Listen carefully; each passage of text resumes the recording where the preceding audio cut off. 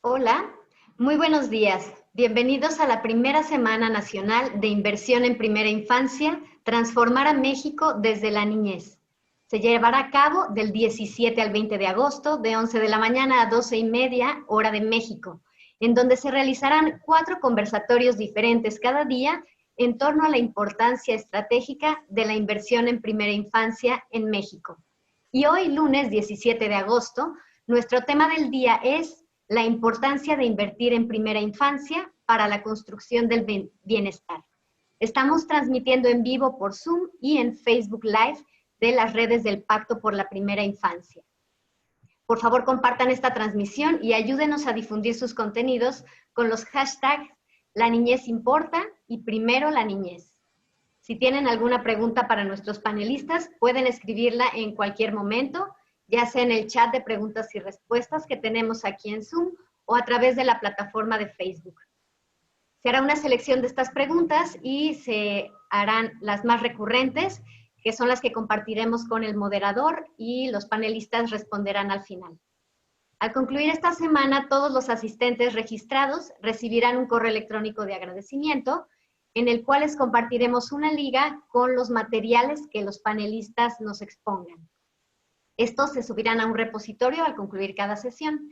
Y si desean recibir su constancia de participación, es importante registrarse en la liga, haber participado en las 4 sesiones de esta primera Semana Nacional de Inversión en Primera Infancia y estar atentos a su correo para que ahí les indiquemos el proceso para su obtención. Y ahora sí, quiero dar la palabra a José Ignacio Ábalos, presidente del Consejo Directivo del Pacto por la Primera Infancia, que nos dará un mensaje de bienvenida. Bienvenido, José Ignacio.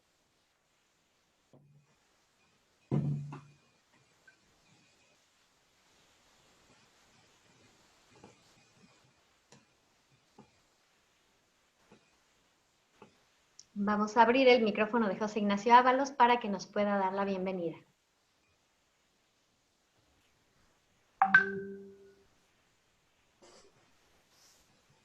Gracias, Blanca. Buenos días a todos. Quiero agradecer a los coconvocantes de esta primera semana de inversión en la primera infancia. Sin ellos, esta convocatoria de más de 4,000 asistentes nunca se hubiera logrado. A la Secretaría Ejecutiva del CIPINA, a la Comisión de los Derechos de las Niñas y Niños y Adolescentes de la Cámara de Diputados, a la Comisión para la Protección Integral de Niñas, Niños y Adolescentes de la CONAGO, a la Conferencia Nacional de Municipios de México y, por supuesto, al Pacto por la Primera Infancia. Quiero agradecer al Consejo Directivo, al impresionante equipo del Pacto por la Primera Infancia y a las 453 organizaciones que lo conforman por haber hecho posible la realización de este evento.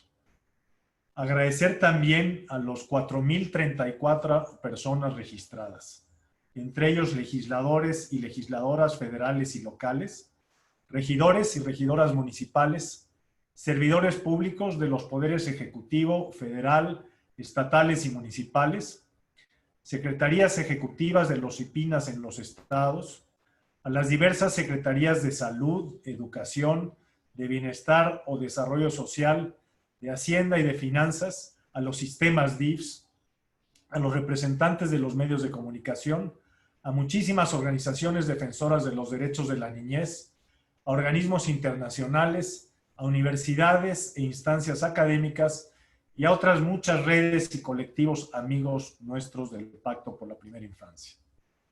¿Por qué la primera Semana Nacional de Inversión en Primera Infancia? Porque el presupuesto para la primera infancia siempre ha sido insuficiente. Porque el presupuesto destinado a niños y niñas de 0 a 5 años nunca ha sido claro.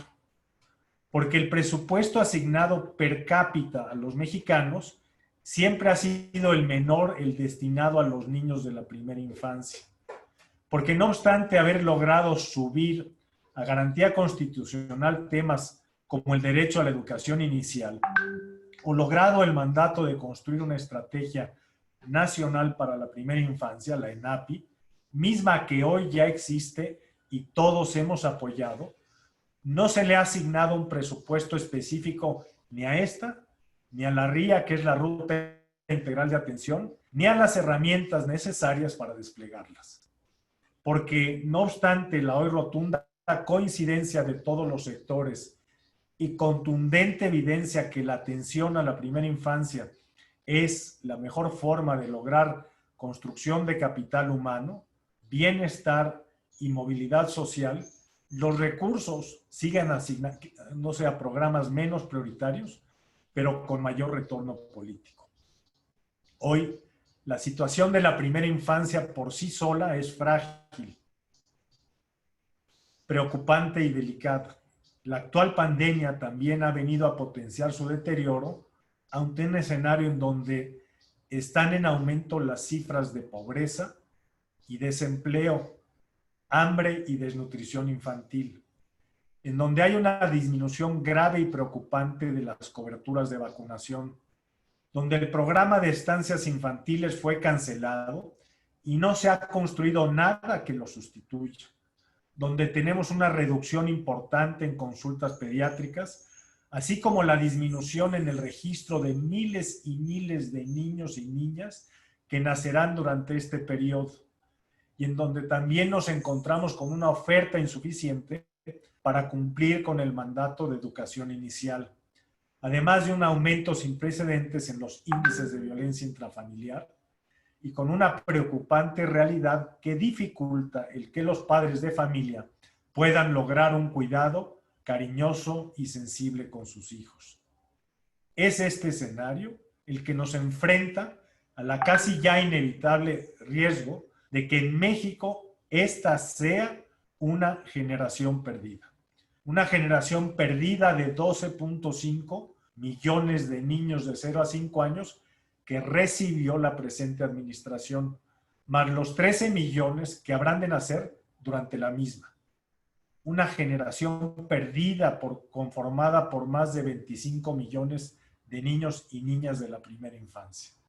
Ante este escenario, la primera Semana Nacional de Inversión en la Primera Infancia, con todos sus convocantes, panelistas y más de 4,000 participantes, se convierte en la voz más importante que hoy tienen estos 25 millones de niños y niñas y en el mejor foro para construir propuestas, puntos de acuerdo y soluciones que garanticen la inversión necesaria en la primera infancia y evitar con ello que México tenga toda una generación perdida.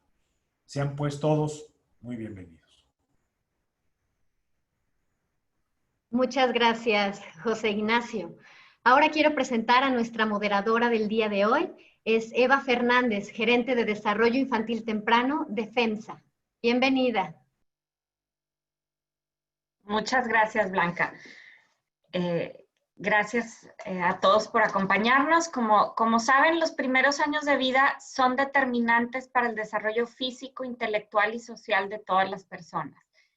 Es el periodo en el que el cerebro se desarrolla con mayor velocidad y por lo tanto es una época de gran oportunidad, pero también de mayor vulnerabilidad. Se trata, por lo tanto, de una oportunidad única de invertir en el desarrollo humano. Y es responsabilidad de los gobiernos asegurar que cada niña y niño cuente con todos los bienes, servicios y atenciones que se requieren para el desarrollo pleno en sus primeros años de vida. De no hacerlo así, como veremos ahora, el costo es altísimo e irreversible, no solo para los niños y sus familias, sino para toda la sociedad.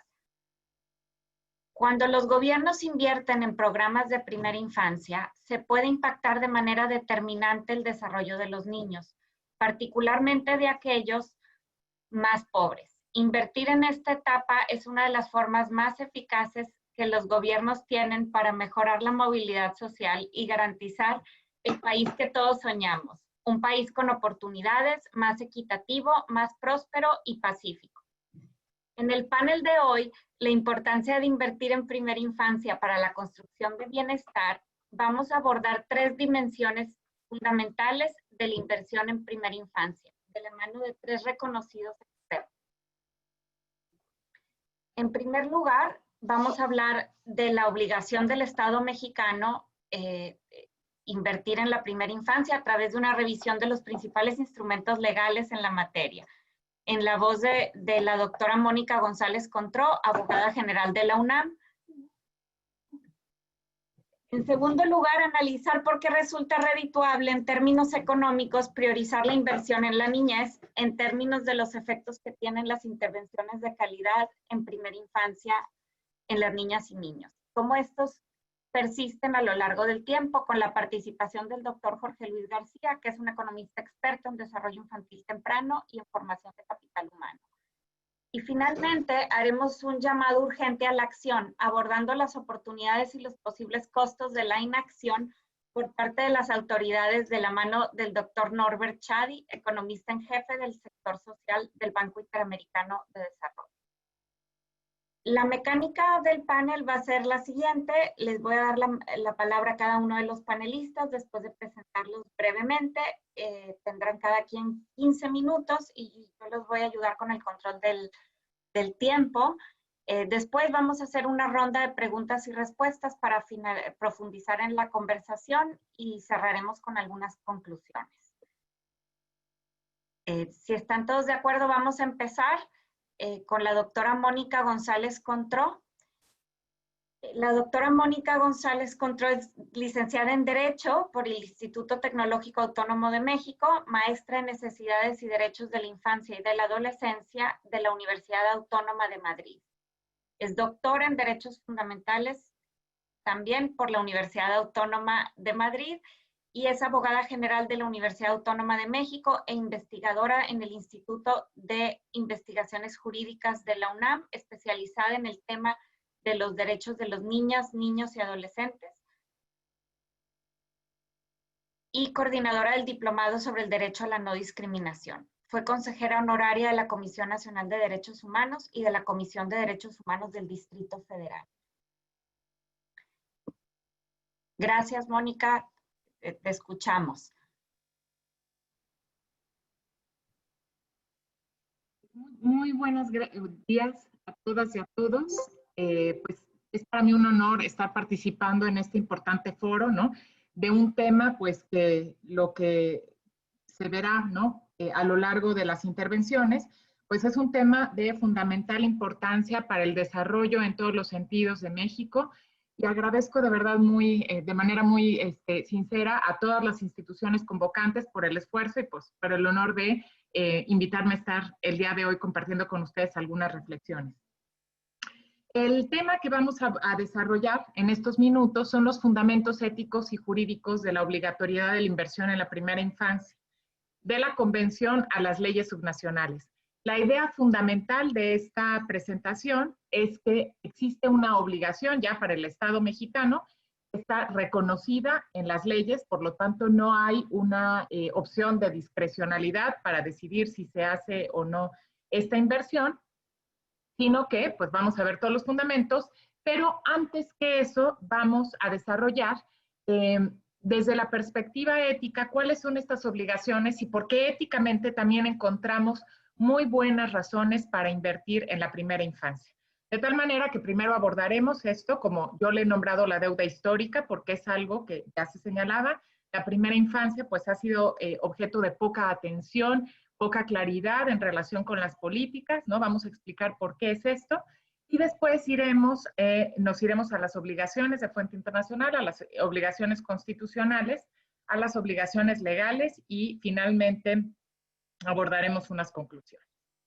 Entonces empezamos con este primer apartado, que son los derechos de niñas, niños y adolescentes desde la perspectiva ética, la deuda histórica.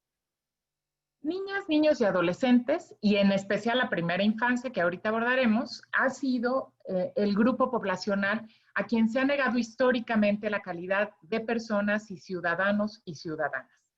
¿Por qué es esta situación, no? ¿Por qué se ha negado? Bueno, en los estudios, un estudio sociológico, una aproximación sociológica a la historia, vemos que tiene que ver con una visión liberal, ¿no? Minorista, privatista. ¿Qué quiere decir esto? Cuando surgen las primeras declaraciones de derechos y esta idea de que las personas tenemos derechos hace poco más de 200 años, ¿no? En primer lugar en Francia, en Estados Unidos y después en el resto del mundo, siempre estuvo subyacente la idea de que la familia era un espacio privado, es decir, se veía a las niñas y niños como menores, ¿no? Así lo reconocía hasta hace muy poco tiempo la legislación, y como la familia como un sistema privado, ¿no? Y entonces esto se reflejó en lo jurídico y entonces se decía que el derecho civil, la obligación de educar y demás, correspondía a las familias y era asunto del derecho privado. Cimentada en el sistema patriarcal, esto que ve que solamente, ¿no? En un inicio el varón adulto propietario podía tomar decisiones, ya después se extendió a la mujer, pero las niñas y los niños siguieron quedando en el imaginario, en las representaciones sociales, que no abordaremos aquí, pero hay muchos estudios que lo confirman así, que eran un asunto privado y que entonces, bueno, pues, ¿no? El cuidado de niñas y niños, la educación, era un asunto que competía a las familias exclusivamente, ¿no? También a un concepto de igualdad cimentada en lo formal, es decir, durante muchos tiempos parecía que la fórmula mágica de que todas las personas somos iguales era pues una fórmula que nos convertía efectivamente iguales a todas y todos, pero si nosotros empezábamos a hacer un análisis de los derechos, veíamos pues que realmente esta igualdad formal quedaba sin ningún contenido cuando lo enfrentábamos a condiciones de igualdad sustantiva, ¿no? Y el sustento ético de los presupuestos para la primera infancia son los derechos de niñas y niños que están fundados en la dignidad humana y en un principio de igualdad, pero no de igualdad formal, es decir, no la igualdad que solamente pone la norma, sino en generar condiciones de igualdad como una obligación del Estado y de igualdad sustantiva, y ambos como fundamento de la universalidad de los derechos humanos. El documento internacional fundante de nuestro sistema de Naciones Unidas, precisamente es la Declaración Universal de los Derechos Humanos, que establece que todos los seres humanos nacen libres en dignidad y derechos. Y entonces, abundando un poco más, ¿no? ¿Por qué debemos de garantizar? ¿Dónde están, digamos, los deberes éticos? ¿De dónde surgen? Durante la primera infancia, estos derechos, ¿no? La garantía de derechos. Tiene un doble fundamento. Es decir, como una obligación de prevenir cualquier vulneración presente, es decir, esto que se decía muy bien en la construcción del bienestar. Una niña, un niño en la primera infancia es parte de una familia, es parte de una comunidad, es parte de nuestro país, ¿no? Digamos, de la comunidad humana, y entonces es indispensable que como miembro de la comunidad humana o de una comunidad nacional, sea una parte indispensable de su bienestar el que esté bien. Pero hay una segunda que a veces es mucho más notoria, por eso es que quise poner énfasis en esta primera, ¿no? Que el niño tiene derechos y tiene dignidad por ser persona, y la siguiente es por las graves consecuencias que la no garantía de los derechos tiene hacia el futuro en la persona misma a la que se le ven vulnerados sus derechos, pero también esto proyectado hacia la comunidad, ¿no? Y para esto utilizo un concepto, no sé si es el más afortunado, pero a mí me gusta explicarlo así, que hay un capital humano resultante de la garantía de los derechos. Es decir, la garantía de los derechos es acumulativa, crece de manera exponencial. No significa que algo que no hayamos nosotros garantizado, un derecho que no se haya garantizado en la primera infancia, bueno, no importa, ¿no? Lo podemos garantizar en la edad adulta. No, porque todo eso va formando un capital que va moldeando a la persona y por el contrario también su déficit va minando también de manera exponencial las oportunidades a futuro, ¿no?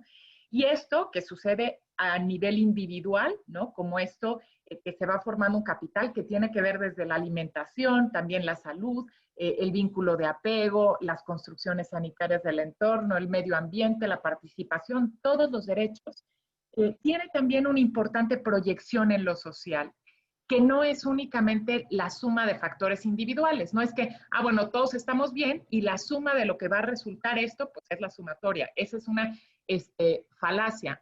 Una sociedad que garantiza los derechos a la primera infancia es una sociedad, ¿no? Que en lo general y como sociedad constituida va a ser mucho mejor, ¿sí? Por el contrario, el déficit en la garantía de los derechos va siendo no solo acumulativo, sino exponencial, ¿no? Y aquí hay otra idea que yo quisiera dejar puesta, no nos da tiempo a profundizar, que cuando hablamos de derechos humanos hablamos de constelaciones de derechos. ¿Qué quiere decir esto? Que los derechos son interdependientes. y son interdependientes para la persona, en la comunidad y también hacia futuro. Entonces, no podemos dejar de lado o decir, bueno, vamos a privilegiar este derecho y a sacrificar otro, ¿no? El artículo primero constitucional es muy claro y en el caso de los derechos de niñas, niños y adolescentes, pues esto es especialmente claro. Y finalmente hablamos de obligación o de obligaciones del Estado. Y esto quisiera dejarlo muy en la mesa, porque a veces, ¿no? Cuando hablamos de obligaciones, pensamos en obligaciones del gobierno, y hay una gran diferencia.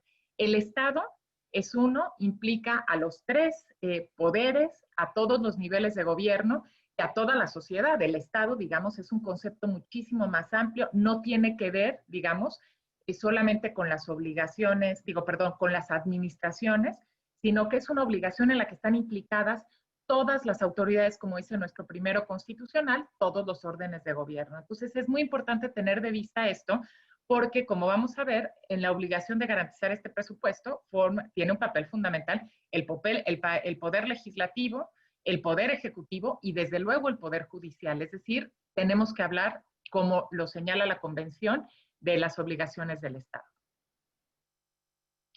Bueno, ¿cuáles son las características? Que las voy a mencionar de manera muy rápida porque ya se ha hecho mención, ¿no?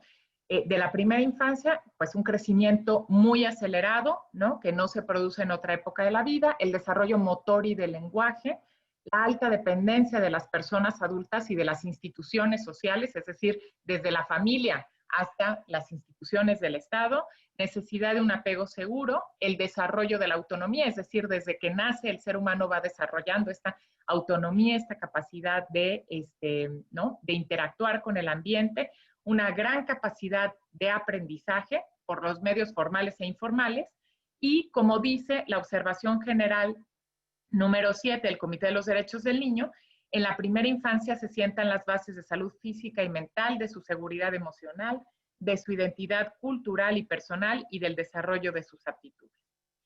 Bueno, ¿cuáles son las obligaciones de fuente internacional? Y perdónenme que a partir de este momento voy a ser un poco descriptiva, pero lo importante es señalar darles a ustedes un panorama, una visión de dónde podemos encontrar estas obligaciones. En primer lugar, tenemos a la Convención sobre los Derechos del Niño. Son obligaciones de fuente internacional porque son obligaciones constitucionales en virtud del artículo primero constitucional, pero de fuente internacional. Las obligaciones constitucionales de fuente nacional son las que están en el mismo texto de nuestra Constitución, pero al incorporar los tratados internacionales en materia de derechos humanos a la protección constitucional en virtud de la reforma de 2011, pues entendemos que estas obligaciones también son constitucionales, pero la fuente es el derecho internacional, digamos, el origen de estas obligaciones. Entonces, en la Convención identificamos, es evidente, pues que hay que hacer un análisis integral, pero de manera muy específica, tenemos el artículo segundo, con la obligación de aplicación de todos los derechos a los niños sin discriminación, el artículo tercero que habla del interés superior del niño, el artículo cuarto, que establece la obligación de adoptar medidas para dar efectividad a los derechos, el artículo sexto, que establece el derecho a la vida, supervivencia y desarrollo, y el 27, con el derecho a un nivel de vida adecuado. Y aquí el Comité de los Derechos del Niño, que según la Convención es el órgano encargado de interpretar las obligaciones de este tratado, tanto de recibir los informes que los estados que ratifican la Convención, como es el caso de México, dan al Comité para que valore, ¿no? Y evalúe si los estados han cumplido con sus obligaciones, como de emitir observaciones generales, que lo que hace es, al ser la Convención un instrumento muy genérico, que además, bueno, fue aprobado en 1989 y que requiere ser interpretado para ser actualizado, son herramientas, las observaciones generales, en donde el comité interpreta los derechos, ¿no? Entonces tenemos dos observaciones generales especialmente relevantes, todas son importantes y podemos hablar también de una transversalidad, pero hay dos, es la 7 y la 19.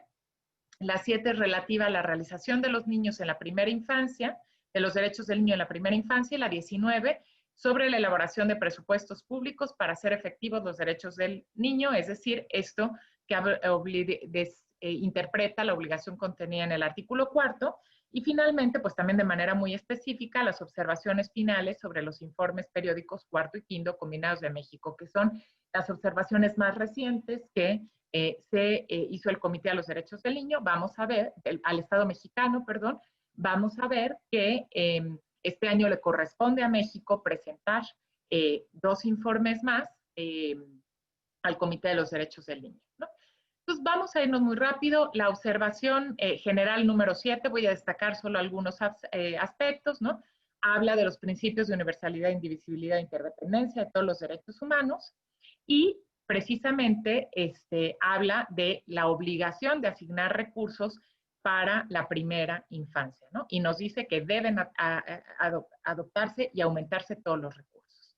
En la observación general número 19, que es específicamente dirigida a presupuestos, pues nos dice algo que es muy evidente. Las políticas y los programas no pueden aplicarse si no se movilizan recursos financieros suficientes y si no se asignan de manera adecuada. Aquí también dice que tiene esto que se va a desarrollar, no solo contribuye a ser efectivos los derechos, sino que tiene repercusiones duraderas a futuro. También, muy importante en el punto 18, nos dice que adoptarán, no implica que los estados no tienen potestad para decidir o no su obligación de adoptar las medidas convenientes, sino que tienen una obligación, no es discrecional, no hay una facultad para decidir, sino, y nos establece los principios presupuestarios de eficacia, eficiencia, equidad, transparencia y sostenibilidad, y desarrolla el proceso de planificación, aprobación, ejecución y seguimiento.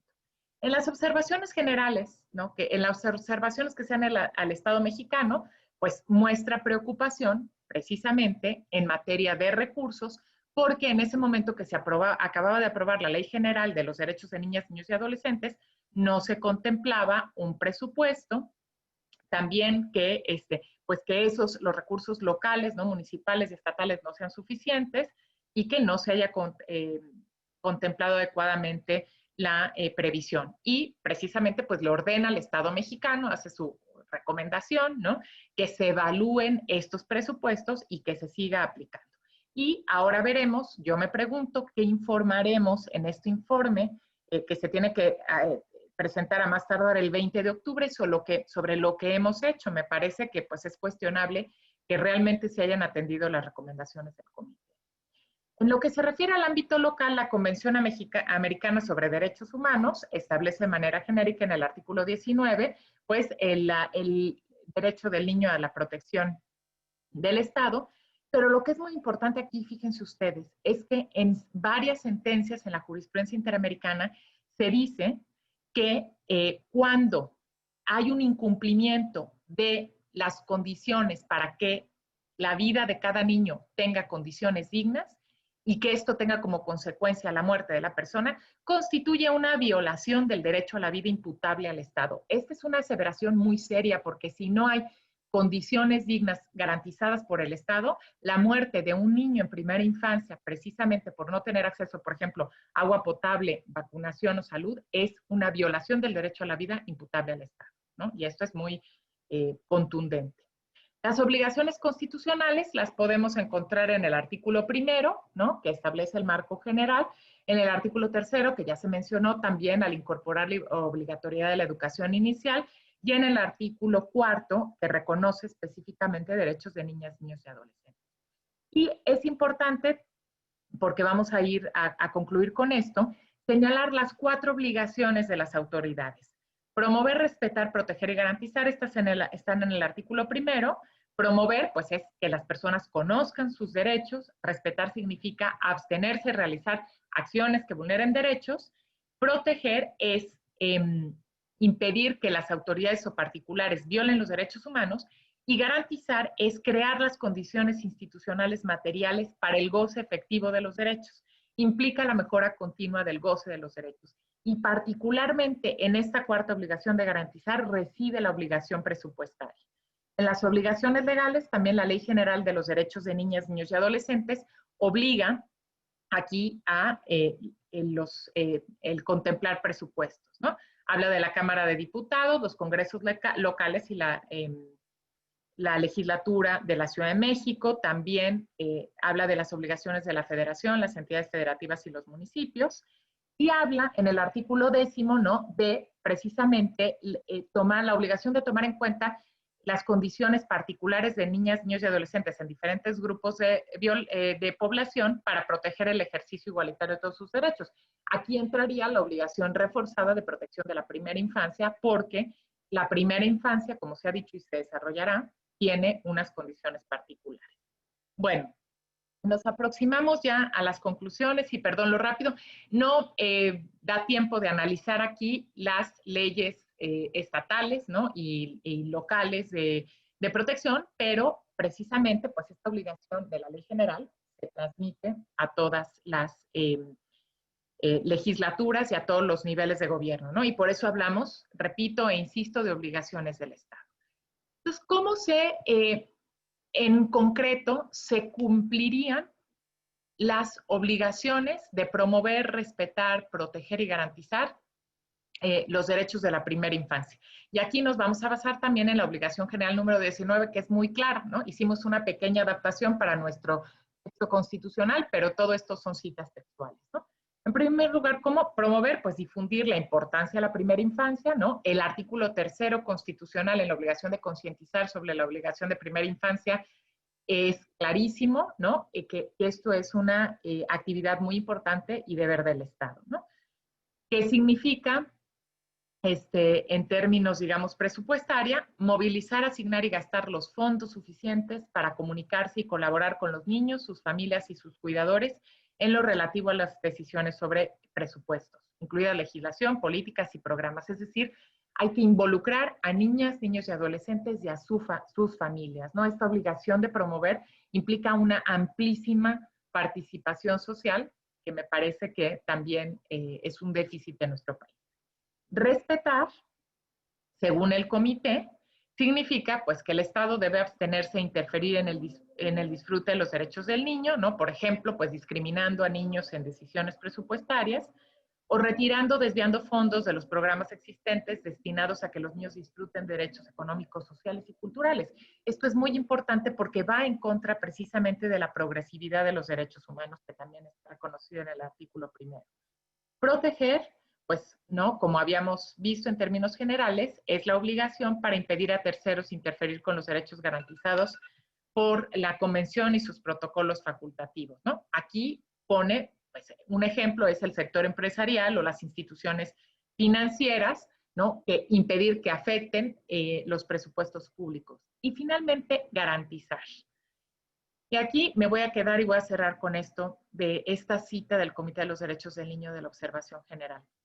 En materia presupuestaria, dar efectividad a los derechos del niño significa que los Estados partes tienen la obligación de movilizar, asignar y gastar recursos públicos atendiendo a sus obligaciones de aplicación. Esto supone dotar todos los niveles y estructuras de los poderes ejecutivo, legislativo y judicial, y supone todos los niveles de gobierno también, no solamente los 3 poderes, de los recursos y la información necesarias para promover los derechos de todos los niños de forma general y sostenible. Muchísimas gracias. Muchas gracias, Mónica, por esta excelente presentación. Te agradecemos mucho. Vamos a continuar con el doctor Jorge Luis García. El doctor Jorge Luis es licenciado en Economía por el Centro de Investigación y Docencia Económicas y maestro y doctor en Economía por la Universidad de Chicago. Es experto en capital humano y en desarrollo infantil temprano. Es profesor e investigador del Instituto de Investigación en Ciencias Sociales de la Universidad de Duke y del Centro Schaeffer para la Política de Salud y Economía en la Universidad del Sur de California. Es también miembro de la Red de Intervenciones de la Primera Infancia, del Grupo de Trabajo Global sobre Capital Humano y Oportunidades Económicas de la Universidad de Chicago. Gracias, Jorge Luis. Aquí te cedemos la palabra. Muchas gracias. No sé si se pueden ver ahí mis diapositivas. Sí, perfecto. Te vemos bien. Bueno, muchas gracias por la invitación. Quiero hoy hablar de cómo los economistas pensamos en las capacidades que se crean a través de la educación temprana y mencionar un poco el trabajo de muchas otras personas y un poco del trabajo que yo he hecho junto con el profesor Heckman y otros coautores en términos de medición y de entendimiento acerca de estas intervenciones. Entonces, muy rápidamente, y perdón que las diapositivas están en inglés, pero bueno, aquí las voy a ir explicando. Muy rápidamente, ¿por qué pensamos que la educación en la edad temprana funciona y tiene un retorno que más adelante les voy a mostrar? Bueno, en primer lugar, hay múltiples habilidades o capacidades, tal vez es una mejor palabra. Estas habilidades se van complementando con ellas mismas a través del ciclo de la vida, cuando se van produciendo. Se complementan a través del tiempo, una capacidad con la otra, pero también a través de diferentes capacidades. Pero lo más importante es que las capacidades y las inversiones en edad temprana son complementos. Entonces, este aspecto, el hecho de que las capacidades sean complementarias con las inversiones, es lo que genera un gran retorno a la inversión. Entonces, lo podemos ver aquí en un esquemático. Las habilidades de los papás van a determinar la inversión que los papás hacen para la capacidad que observamos de un niño cuando es chiquito.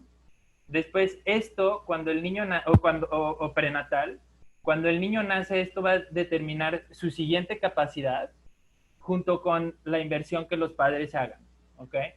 Entonces, ¿por qué pensamos que la inversión es tan importante? Porque puede complementar cualquier cosa que los papás hagan, ¿verdad? Entonces, si pensamos que los niños están crecen en un ambiente en desventaja, entonces aquí va a ser clave que la inversión complemente cualquier actividad que los papás puedan hacer con los niños, ¿ok? Y así sigue el ciclo de vida, pero ¿por qué es tan importante invertir temprano? Porque la capacidad que una persona pueda llegar a tener como adulta va a ser determinada por todas las inversiones y por todas las capacidades que esta misma persona fue teniendo a lo largo del ciclo de su vida, ¿ok? Y en términos de cómo medimos las capacidades, bueno, es una pregunta muy interesante de la cual podríamos hablar mucho tiempo, pero hay una distinción que es crucial y que en economía creo que hemos hecho bastante progreso con ella.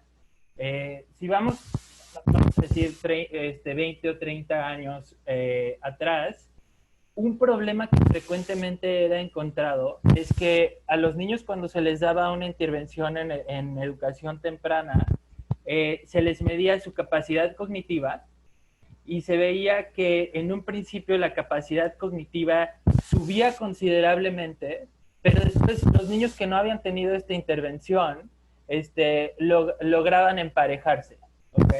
Entonces, este gráfica que les voy a enseñar es de una intervención en el que aleatoriamente se asignó a un grupo a recibir una intervención de alta calidad en educación temprana y después se obtuvo un grupo de control de gente que era en promedio semejante y lo que se observó fue esto.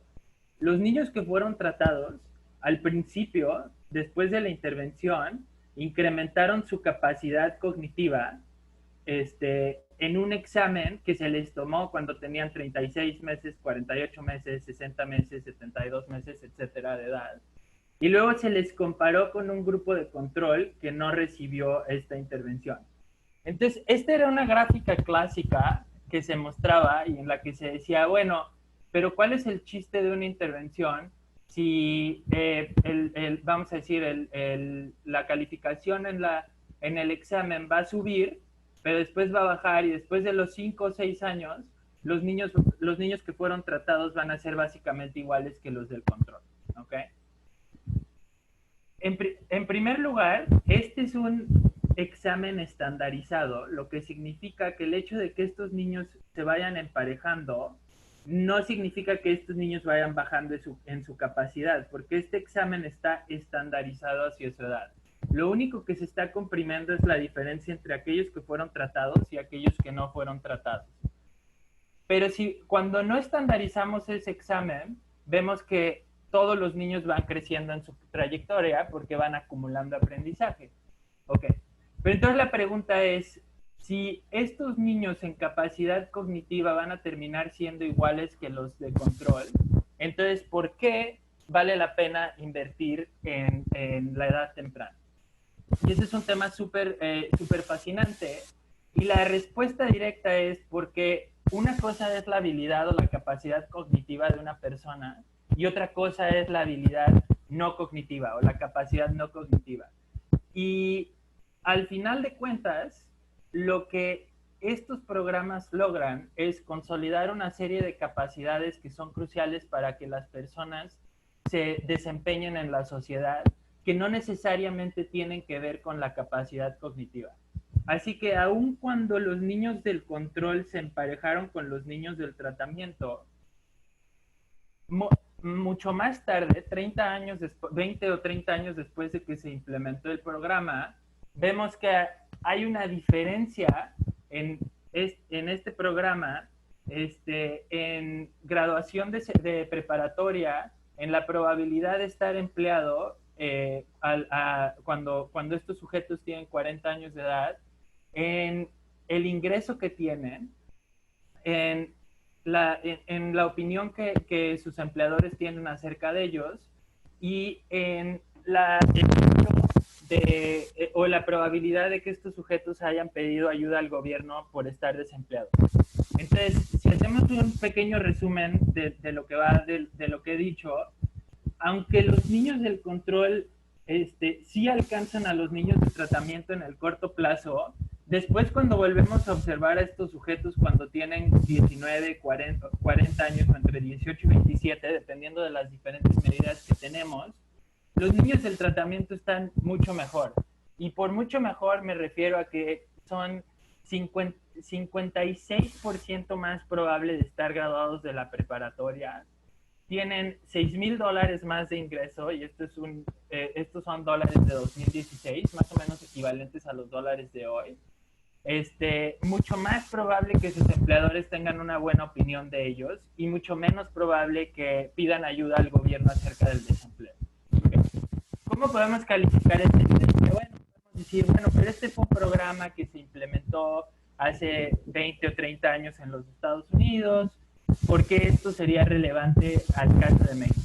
Bueno, es relevante porque lo que este programa nos está demostrando es que las capacidades que importan no necesariamente son las capacidades cognitivas, sino las capacidades no cognitivas que le van a permitir a la persona persistir en su educación y poder graduarse de la preparatoria, poder percibir un mayor ingreso, poder tener una mejor opinión acerca de sus empleadores. Entonces, la manera en la que nosotros como economistas interpretamos esta evidencia es como un programa que sí se generó hace muchos años, tal vez en otro contexto, pero que nos está dando lecciones para diferentes leyes en las que nosotros entendemos la economía de la educación. Y una de esas es que estos programas ayudan a consolidar capacidades no cognitivas. Okay. Entonces, estos son algunos otros resultados del programa. La gente que fue tratada en promedio comete 2.7 menos crímenes antes de tener 40 años. Es arrestada por crímenes no juveniles 2.4 veces y tienen un estilo de vida mucho más saludable. Okay. Entonces, bueno, pero ¿cómo podemos demostrar que este programa, el cual no resultó en términos de aumentar la capacidad cognitiva de la gente, sí resultó en términos de generar muchos mejores resultados para los que fueron tratados como adultos? Entonces, ¿cómo explicamos eso? Bueno, la forma de explicarlo es imaginarnos que nuestros resultados como adultos son producidos por nuestras capacidades a través de la vida. Entonces, si podemos descomponer nuestros resultados como adultos en las diferentes capacidades que tenemos, Entonces podemos entender cómo este programa, mediante la construcción de mejores capacidades no cognitivas, produce estos resultados positivos para la sociedad en el largo plazo. Entonces les voy a enseñar cómo descomponemos eso. Vamos a ver, por ejemplo, los participantes de un programa de alta calidad son 20% más probables de estar empleados cuando tienen 40 años de edad, ¿ok? Entonces, el 20% es el efecto que tiene la educación en la probabilidad de estar empleados. Y esto lo podemos descomponer, este efecto lo podemos descomponer en el efecto a su vez que el programa tuvo en las diferentes capacidades que están aquí abajo.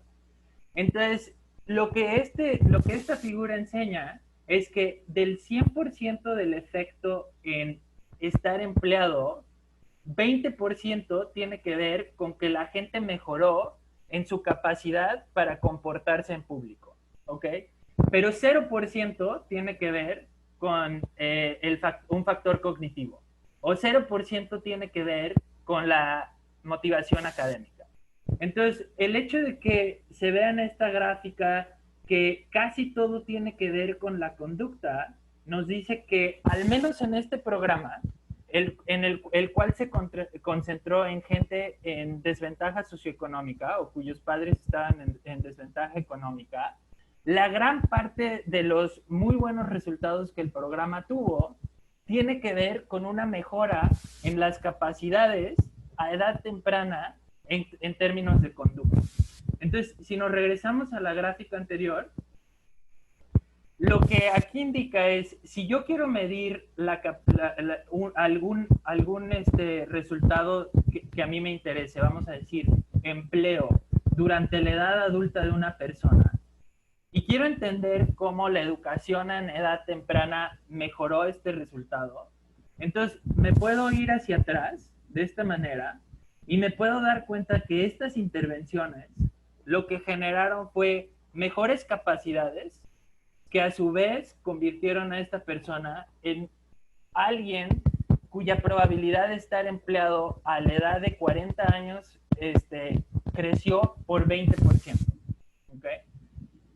Lo cual es interesantísimo porque significa que las capacidades que creamos hace mucho tiempo en estas personas, cuando tenían de 0 a 5 años, lo que están haciendo es que sean mejores sujetos socialmente en términos de su empleabilidad, en términos de su ingreso, en términos de sus conductas con respecto a no fumar, no estar envueltos en actividad criminal, y etc. Entonces, esto es para los hombres que participaron de ese programa cuando fueron de 0 a 5 años de edad, cuando tenían entre 0 y 5 años de edad, y esto es para las mujeres. Entonces, para las mujeres es un poquito más interesante porque es una mezcla entre la mejora de conducta y la mejora en su motivación para mantenerse activas académicamente. Pero si lo pensamos un poco, esto tiene muchísimo sentido porque parte de lo que generó este programa es incrementar la probabilidad de que las mujeres siguieran su educación postpreparatoria. ¿Ok? Entonces, lo que vemos aquí muy sencillamente con hombres, en la muestra de los hombres, es que las capacidades que mejoramos aquí fueron en términos de conducta.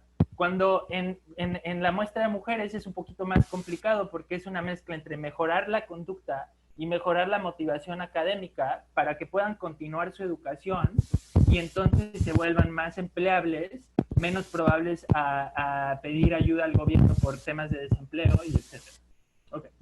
Entonces, en resumen, lo que vemos es que antes, hace 20 o 30 años, los psicólogos pensaban que estos programas eran un fracaso porque los niños en la muestra de control rápidamente alcanzaban a los niños en la muestra de tratamiento en términos de capacidades cognitivas.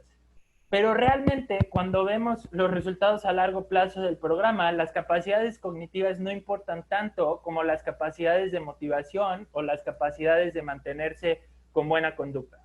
Un ejemplo muy sencillo es, si yo quiero estar empleado en cualquier actividad, sí me va a servir mi capacidad cognitiva, pero me va a servir más poder tener una buena relación con mis jefes, con mis superiores, poder llegar temprano a mi trabajo. Este es el tipo de habilidades que estos programas están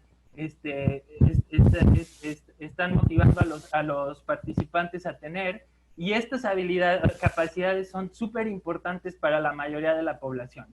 Tal vez hay algún espectro socioeconómico para el cual sea obvio que estas capacidades son importantes, pero para la mayoría de la población, estas son capacidades fundamentales para desarrollar edad temprana para que después se puedan alcanzar resultados. Ok, y entonces la última pregunta es, ¿cómo le ponemos un número a estos programas? Ya sabemos qué capacidades son importantes, ya sabemos lo que las capacidades logran a largo plazo, y entonces ahora, ¿cómo justificamos cómo justificamos a un miembro del gobierno que invertir en estos programas genera un buen retorno? Y la respuesta aquí, bueno, este es un ejercicio de contabilidad. Si nosotros podemos decir, bueno, estos son los beneficios promedio por participante, $600,000 del 2014, aproximadamente, vamos a decir, aproximadamente $600,000 del día de hoy, y estos son los costos, $100,000, entonces significa que este programa, por cada dólar que el gobierno, o no necesariamente el gobierno, cualquier institución le meta a este tipo de programa, va a generar $7. ¿Ok? Entonces, ¿cómo hacemos ese ejercicio de contabilidad? Bueno, lo que hacemos es recolectamos la muestra de todas las personas que fueron tratadas hace 30 años por estos programas, vemos cómo les fue en términos de su ingreso y después lo comparamos con la muestra control a la cual no se le dio este programa y decimos, ok, en promedio estas personas hicieron $150,000 más a través de la vida, ¿ok? Y este es un ejercicio que hacemos basado en todo tipo de datos que tenemos de estos individuos. Y luego hay un aspecto súper interesante de este programa que estudiamos, que no solamente los individuos están mejorando en términos de su ingreso, pero también sus papás. ¿Por qué sus papás están mejorando? Bueno, porque esta es una intervención que va a dar guardería de facto a los padres, ¿ok? Entonces, no solamente estamos cuidando a los niños mediante mejor educación, sino que estamos permitiendo que sus papás, y en este caso mayoritariamente sus mamás, no tuvieran que dejar sus actividades laborales durante ciertos años para poder cuidar a los niños, y entonces esto genera ganancias para ellas en términos de ingreso laboral, pero no solo durante los 0 a 5 años en los que estos niños están en su guardería, sino durante toda su vida. ¿Por qué durante toda su vida? Porque cuando las mamás dejan de trabajar por espacios en los que sus hijos tienen entre 0 y 5 años, ya es muy difícil para ellas volver a tener una actividad laboral que les genere el mismo retorno, ¿ok? Entonces, este es el ingreso que ellas ganan durante todas sus vidas, porque eso es lo que de hecho observamos en los datos, por tener a sus niños en estos centros. Y si se fijan, el hecho de que esta barra sea igual a esta barra, básicamente igual, es que la ganancia en términos de ingreso laboral es casi la misma para los niños que para los padres, ¿ok? Y después vamos a hacer otro ejercicio que es cómo podemos cuantificar el daño que hacen las personas que no obtienen este programa en términos de crímenes. Ese es un ejercicio de contabilidad que se puede hacer. Sistema criminal, los abogados, las cárceles, etcétera. Todo esto está contado aquí. Y luego este es el componente en términos de mejora en salud. Eso es también muy importante de contar porque esto incluye todos los gastos que un gobierno va a efectuar en proveer salud pública, ¿ok? Entonces, obviamente la suma de estas 4 barras es más grande que los costos. ¿Y qué ven los costos? En los costos no solamente es el costo del programa, sino es el costo de construir escuelas adicionales, porque al crear mayores capacidades para estos niños a su vez van a estar demandando preparatoria, universidad, etcétera, pero también en este costo va incluido los impuestos que habría que levantar para poder fondear el programa, que es muy importante, porque si hacemos el ejercicio de, ¿es este programa socialmente eficiente? Entonces tenemos que preguntar cuánto le va a costar al gobierno y cuánto le va a costar a la sociedad fondear el programa. Si el gobierno no va a fondear este programa, que es una alternativa, hay filantropía, etcétera, o va a ser conjunto entre gobierno y filantropía, entonces estos costos todavía se van a reducir y el beneficio costo del programa va a aumentar, ¿ok? Pero tomando en cuenta todas estas consideraciones y que el ingreso laboral tanto de los niños como de los papás va a aumentar, porque va a ser más probable que sean empleados, que su empleador tenga una opinión favorable de ellos, etcétera, van a reducir su probabilidad de envolverse en actividades criminales y van a mejorar su salud. Todo eso va a ser un ahorro para la sociedad a un costo que es relativamente pequeño. Obviamente, para el hacedor de políticas públicas, cuando solo le contamos cuál es el costo y le decimos, bueno, en promedio $100,000 por persona por 5 años, es un costo muy alto, pero cuando tomamos en cuenta cuál es el beneficio, en promedio $600,000 por persona a través de la vida, entonces por cada dólar que se le pone a este programa, se generan $7 para la sociedad. Y hay muchos programas que cuestan mucho más caros que esto, además de todo. Entonces, bueno, solo para hacer un resumen, me voy a mi grafiquita principal, que es cómo vamos construyendo las habilidades a través de la vida con las habilidades que teníamos antes. Si yo quiero aprender, vamos a decir, cálculo integral, bueno, primero tengo que aprender cálculo diferencial y antes tengo que aprender geometría analítica y trigonometría, etcétera. Y así es como funcionan todas las capacidades que tenemos. Esto se puede descomponer en habilidades, en capacidades cognitivas y no cognitivas. Resulta que este tipo de programas aumentan mucho más las capacidades no cognitivas en el largo plazo y eso genera resultados que son increíbles, como un aumento muy sustancial en la graduación de preparatoria, en estar empleado y etcétera, lo cual se descompone en estas capacidades y vemos que para estar empleado, para cometer menos crímenes, etcétera, importan mucho más las capacidades no cognitivas, como mantenerse motivado, mantenerse con buena conducta a través de la vida. Y si le queremos poner un número a eso, a la inversión, es $7 por cada dólar que invertimos, o un retorno de 13%, el cual es más grande que muchas inversiones de las... Bueno, no hay ningún banco, vamos a decir, que te daría 13% de interés neto, ¿verdad? Entonces, es por eso que el retorno de la educación es tan grande. Y bueno, ya, sí, con eso termino mi exposición.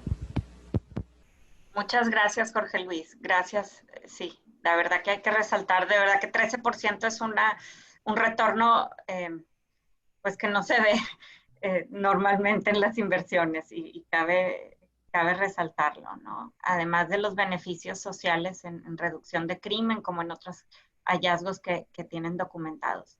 Muchas gracias. Quiero agradecer también particularmente la presencia de todos ustedes que nos acompañan. Nos acompañan de prácticamente todos los estados del país. Tenemos gente de Tabasco, de Veracruz, de Baja California, del Estado de México, de Puebla, de Hidalgo, de Guerrero, de la Ciudad de México, de Michoacán, Chiapas, Morelos, Nayarit, Tlaxcala, Sinaloa y Yucatán. Y seguramente a lo mejor se nos escapó uno o dos estados, pero estamos muy agradecidos con la presencia de todos ustedes.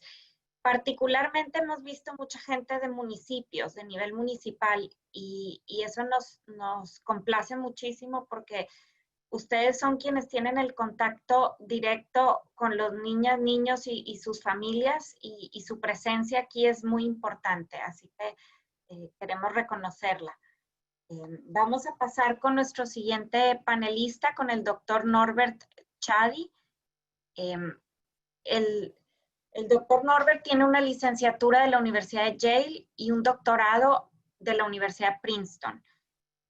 Es el asesor económico principal del sector social del Banco Interamericano de Desarrollo, del BID. Sus principales áreas de investigación incluyen el desarrollo de la primera infancia, los programas de transferencias de efectivo y los efectos de las crisis económicas en la acumulación de capital humano. Tiene una amplia experiencia asesorando a gobiernos tanto de América Latina como del resto del mundo. Y es un honor. Norbert coeditó el libro Los primeros años, el bienestar infantil y el papel de las políticas públicas, que lo publicó el BID en el 2015 y lo pueden encontrar en su página web, y es un muy buen documento. Así que gracias, Norbert. Aquí te cedo la palabra. Muchas gracias, Eva, y muchas gracias a todos los participantes y a los que me invitaron a este evento. Para mí es siempre un placer hablar de primera infancia, un tema sumamente importante, y también lo es en particular hablar en México, un país al que le tengo particular afecto por una serie de motivos. Lo que hemos visto, perdonen que no está avanzando ahí está, perdón. Lo que hemos visto en las presentaciones anteriores, y la mía se va a complementar con las anteriores, es que el desarrollo en primera infancia es extremadamente importante. ¿Y qué es lo que hace un buen desarrollo en primera infancia? ¿O cuáles son los componentes críticos? Si quieren, es la nutrición, el apego y cariño, y la estimulación y el juego en los primeros años. Y esto, a su vez, en el mediano plazo, lleva a un mejor desempeño escolar y eventualmente, como nos dijo Jorge Luis, lleva a un mejor desempeño en una serie de dimensiones en la vida adulta. Salarios más altos, menores índices de criminalidad, mejor estado de salud. Y sabemos también, este gráfico en la mano derecha es de James Heckman, del que hablaba hace un momento Jorge Luis. Sabemos que las inversiones en primera infancia tienen tasas de retorno económicas particularmente altas, porque en verdad lo que hacen es construyen los cimientos sobre los cuales se asientan todas las inversiones que posteriormente se hacen a lo largo del ciclo de vida.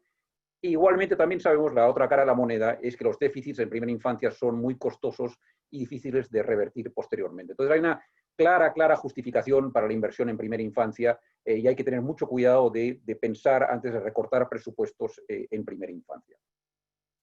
Entonces la pregunta natural es cómo vamos entonces, en este caso como región, en lo que se refiere a la inversión en primera infancia y los resultados de esta inversión. Y aquí les muestro un gráfico de México. Estos son cálculos en base al módulo 100.000 en la Encuesta Nacional de Salud y Nutrición del 2018. Y lo que hace es compara el desarrollo en lenguaje de niños de dos diferentes grupos de madres. Unas son las madres que tienen educación primaria incompleta o menos, y otras son las madres que tienen educación media superior o más. Y lo que vemos es que a los 12 meses de vida no hay en realidad un rezago importante. En parte seguramente esto es porque las herramientas que tenemos para medir el vocabulario a los 12 meses son relativamente crudas, pero lo que sí vemos muy claramente es que a los 24, 36, 48 y 59 meses de edad se viene abriendo una brecha muy importante en el desarrollo del lenguaje entre estos niños cuyas madres tienen mayor o menor educación ellas mismas. De tal manera que para cuando llegan a la escuela a los 5 años de edad, los niños de una madre con educación primaria incompleta o menos tienen en promedio más de un año de rezago en relación a los niños cuyas madres tienen educación media superior o más. Es un gran reto para el sistema educativo. Es muy difícil luego, como digo, revertir esto. En promedio sabemos, de estos paneles de largo recorrido de los que hablaba hace un rato Jorge Luis, sabemos que en promedio estos déficits no se revierten, más bien siguen ampliándose. Hay cosas que se pueden hacer posteriormente en la edad escolar y después para tratar de cerrar estas brechas, pero claramente los niños de condiciones socioeconómicas más pobres empiezan ya con unos déficits muy importantes que les marcan en cierta manera la capacidad que tienen de éxito posteriormente. Entonces la pregunta que se nos viene a la cabeza a todos es qué deberíamos de hacer, qué es lo que se puede hacer. Y aquí en general cuando uno piensa en primera infancia piensa de 4 diferentes, si quieren, áreas de inversión. Unos son inversiones en salud, nutrición, agua y saneamiento. Otras son programas de transferencias de ingreso. Entonces, lo que podríamos pensar es que verdaderamente la limitación que hay son los recursos de los hogares más pobres y entonces si les transferimos recursos, estos hogares van a poder invertir más en primera infancia. Otras son programas que implican visitas a domicilio para promover prácticas de crianza adecuadas, saludables. Y finalmente, todo lo que se refiere a los centros infantiles y el preescolar. Por motivos de tiempo, para no extenderme demasiado, voy a hablar solo del cuarto de estas áreas de inversión, que son los centros infantiles y el preescolar. Hay mucha evidencia también sobre las otras, sobre las inversiones en salud, nutrición, agua, saneamiento, los programas de transferencia de ingresos, las visitas domiciliarias. En otra intervención podría hablar más en detalle en esto, es algo que yo de vez en cuando dicto un curso en el cual vemos la evidencia en todas estas áreas, pero solamente por motivos de tiempo voy a hablar de la cuarta de estas. Entonces, como digo, vamos a hablar de los centros de cuidado infantil y preescolar y me voy a referir a la evidencia que tenemos de qué es lo que sucede en estos centros y qué hace que algunos de ellos beneficien a los niños y otros no. Lo que sabemos es que para toda la región, incluido México, la cobertura de los centros infantiles ha subido bastante, de una manera bastante importante. Tenemos aquí, en el caso de México, data desde el 2010 hasta el 2016. Seguramente esto ahora se puede extender. Y lo que vemos es un aumento, aunque siguen habiendo brechas importantes entre el quintil 1, que es el quintil más pobre, de acuerdo al nivel de ingreso, y el quintil 5. Pero lo que vemos es una tendencia en todos los países de la región. He mostrado simplemente 3, pero en todos los países de la región se ve un incremento en las tasas de cobertura de estos servicios. Ahora, cobertura de por sí mismo no es suficiente y más bien lo que voy a argumentar es que cobertura sin calidad no sirve para mucho y más bien hasta en algunos casos puede perjudicar a los niños que asisten a estos centros. Y el reto verdaderamente central, más allá de la cobertura, es el reto de la calidad. Y lo voy a recalcar varias veces, lo van a ver, el reto de la calidad y de la calidad, porque este es verdaderamente, creo, el reto fundamental que tenemos, es expandir cobertura con calidad. Entonces, ¿qué nos referimos? ¿Qué quiere decir calidad? ¿Qué quiere decir calidad en estos centros infantiles? Los expertos en esto, en general, hablan de dos tipos de calidad o de dos dimensiones de la calidad. Una es la calidad estructural, que son las características de la atención que son fácilmente observables, y otra es la calidad de los procesos, que verdaderamente se refiere a lo que sucede dentro de estos salones de los jardines infantiles. Entonces, la calidad estructural son cosas importantes, pero fácilmente medibles: calidad de la infraestructura, la seguridad de los ambientes, la presencia de materiales educativos y el ratio de cuidadoras o profesoras por niño. Y la calidad de los procesos verdaderamente se refiere a la calidad de las interacciones que tienen los niños con su ambiente en este centro infantil, en particular la calidad de las interacciones que tienen con la maestra o cuidadora y por otro lado con los otros niños. Lo que voy a mostrar es evidencia que la calidad estructural, mejorar la calidad estructural de por sí sola no tiene en general efectos positivos sobre el desarrollo infantil. Las mejoras en la calidad estructural solo ayudan, solo van en beneficio de los niños si estas medidas de mejora de la calidad estructural a su vez hacen posible que se mejore la calidad de los procesos, y esto no es algo que sucede de manera automática, sino es algo que verdaderamente como política pública hay que asegurar. Les voy a dar un ejemplo de Colombia. Voy a presentar bastante evidencia de Colombia. Uno, porque Colombia es probablemente el país de la región que más esfuerzos ha hecho en medir el impacto de diferentes intervenciones sobre la primera infancia, y creo que esto es una cosa también muy importante para México, la importancia de medir y ser honestos consigo mismo, con nosotros mismos, de qué es lo que ha funcionado y qué es lo que no ha funcionado para poder mejorar lo que no está funcionando tan bien. Entonces, lo que tenemos aquí es un programa en Colombia grande que hizo un gran esfuerzo para mejorar la calidad estructural. Hizo un esfuerzo para construir nueva infraestructura, nuevos centros infantiles. Este es uno de los centros infantiles que se construyó. Estos centros infantiles costaron alrededor de $1 millón cada uno, y los costos de la atención dentro de estos centros infantiles también aumentaron sustancialmente, y el impacto que tuvo esto sobre el desarrollo de los niños fue absolutamente cero. No tuvo ningún impacto en relación a los centros anteriores que había, que eran centros, entre comillas, de mucho menor calidad, y construir estos nuevos centros no tuvo ningún impacto sobre el desarrollo. ¿Por qué? Porque la calidad de los procesos, lo que sucedía dentro de los centros, no cambió en nada, y consecuentemente, por mucha infraestructura bonita, por muchos materiales educativos que hubiera, esto no cambió lo que sucedía el día a día de la experiencia que tenían los niños en estos centros y consecuentemente no tuvo ningún impacto sobre su bienestar. Y más bien lo que sabemos es que en algunos casos, y no tengo tiempo para entrar en toda la evidencia, es que en algunos casos lo que sucede es, si la calidad de los procesos no es suficientemente alta, los niños que asisten a los centros de cuidado infantil acaban peor que si no hubieran asistido. O sea, las intervenciones a su vez pueden perjudicar a los niños si la calidad de los procesos no es suficientemente alta. Entonces, pasando otra vez a evidencia de Colombia, les voy a mostrar evidencia sobre la calidad de los procesos y qué impacto tiene sobre el desarrollo.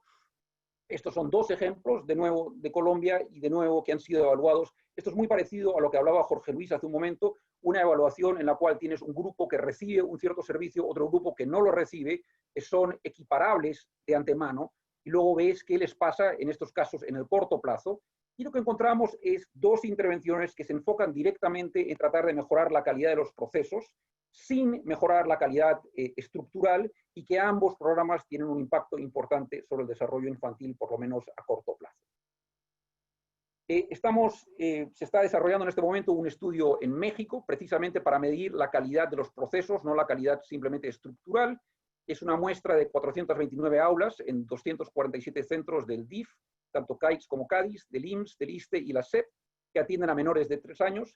Se está midiendo directamente la calidad de los procesos. Hay una muestra relativamente grande de niños para ver cómo se asocia la calidad con el desarrollo del lenguaje, y este estudio ya se ha finalizado la recolección de la data y en este momento se está finalizando el análisis y nos va a poder mostrar cuáles son los niveles de la calidad de los procesos en centros de estos 4 proveedores, y también si la variación es suficientemente grande nos va a poder mostrar cómo esta variabilidad en la calidad se asocia con el desarrollo de los niños. Entonces, lo que les quiero decir es que esto es una iniciativa muy importante, una iniciativa que debería de darse con mayor regularidad, porque verdaderamente tenemos que entender mejor cuál es la calidad, como digo, no solo de lo que medimos regularmente, que es la infraestructura, la seguridad de los ambientes y demás, sino verdaderamente tenemos que medir también la calidad de lo que sucede dentro del aula.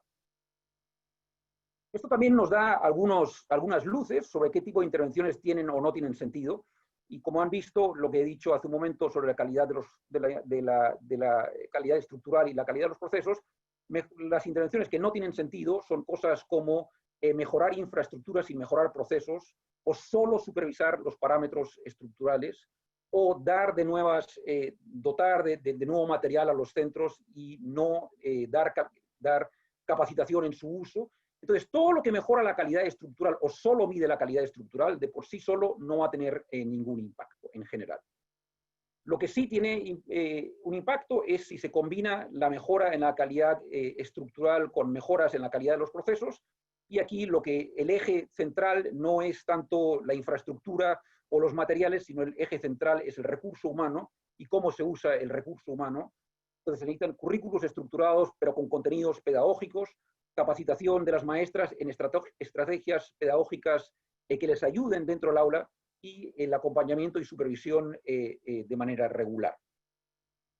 Y aquí también quiero resaltar un ejemplo de Colombia, pero un ejemplo que también tiene relevancia para México.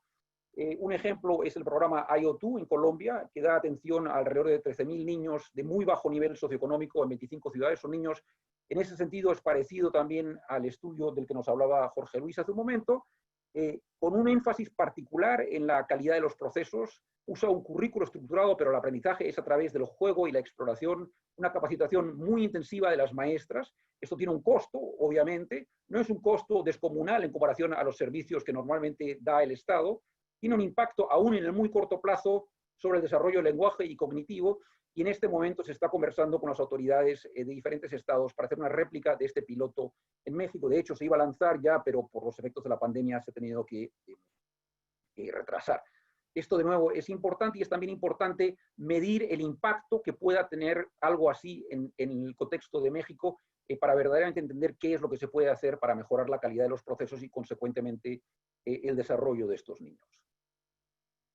Quiero concluir solo con una cosa que a lo mejor va a ser un poco más complicada, pero creo que es importante, que es entender que en el caso de los centros de cuidado infantil, los temas de calidad y de la población objetivo están ligados de manera inseparable. ¿Y por qué es esto? Es porque por diferentes motivos, en promedio, la calidad del ambiente familiar tiende a ser peor en familias de bajos ingresos.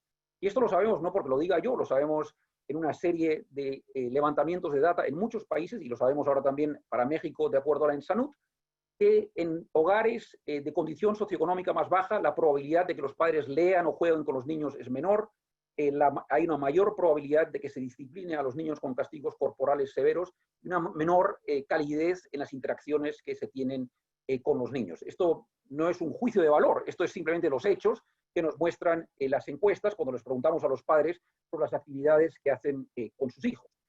Y lo que esto quiere decir, entonces, es que lo que los economistas llaman la contrafactual, que es la calidad del entorno que tienen los niños si no asisten a un centro de cuidado infantil. ¿Okay? Y esta calidad del entorno de los niños si no asisten a un centro de cuidado infantil es mayor para niños de condición socioeconómica alta que para niños de condición socioeconómica baja. Entonces, les voy a mostrar digamos, un ejemplo para tratar de que todos entendamos qué implica esto. Entonces, lo que les muestro acá en el eje horizontal tenemos la condición socioeconómica y en el eje vertical lo que tenemos es la calidad del entorno familiar. De nuevo, esto es un promedio y esto no es un juicio de valor, sino simplemente lo que arroja la data tanto para México como para otros países.